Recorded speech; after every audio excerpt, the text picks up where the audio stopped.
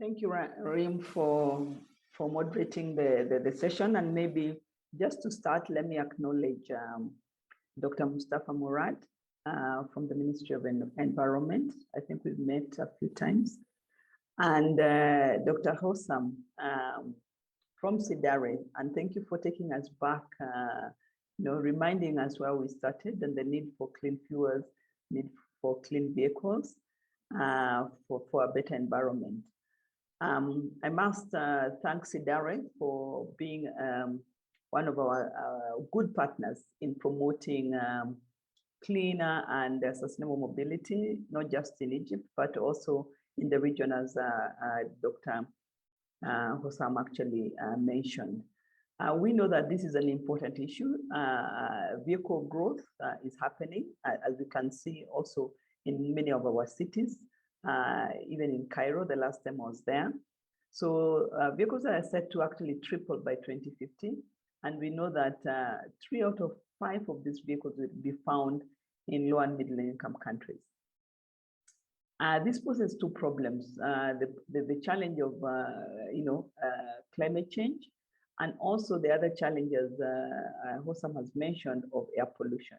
So the need for us to start looking at this, and the Global Fuel Economy Initiative is actually one of the leading partnerships that is supporting countries to look at this issue of how to improve fuel economy vehicles, how to improve the vehicles in terms of fuel consumption, but also to reduce emissions.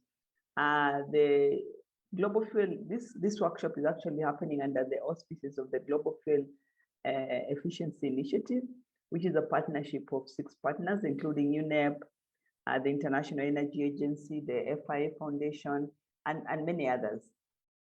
And the objective actually of this GFEI was, it was formed in 2009, and the objective was to double the fuel consumption or the fuel efficiency of vehicles by 2050.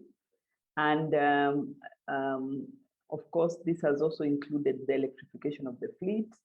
And it is the first partnership to support such activities in the Global South. Also looking at how do we include the low and middle income countries. You'll remember in the last COP, the UN Secretary General called for an end to internal combustion engine vehicles from the manufacturing countries by 2035 and globally by 2040.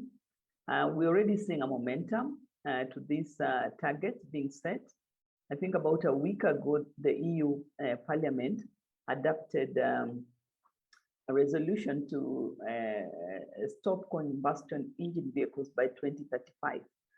So I think it is important because a lot of our countries import new vehicles and used vehicles from such markets, the EU and others, that we are not left behind, that we also put in place electrification targets. Maybe just to mention that last week we had a meeting, in the last 1 week we had a meeting at the UN in Nairobi, and this issue came up that even for new vehicles, if we don't have targets, we will end up with old technology new vehicles. So it's very exciting to be in this meeting today because it's talking about electrification, and it's also talking about public transport. So very 2 key priorities for us.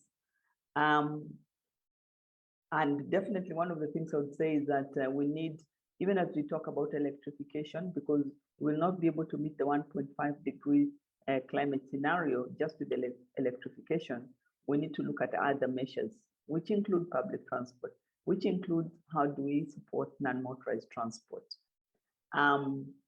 For UNEP, we've been, for UNEP and also working with partners like Sidare, Hossam already mentioned, we have supported about 65 countries to analyze their vehicle fuel efficiency, and with the objective of moving towards electrification. We've seen some progress with this kind of work because without the GFEI, we project an improvement would have been of about 10%, 2030 improvement compared to 2005. But with the GFEI interventions in the countries, we expect to see an improvement of about 27%.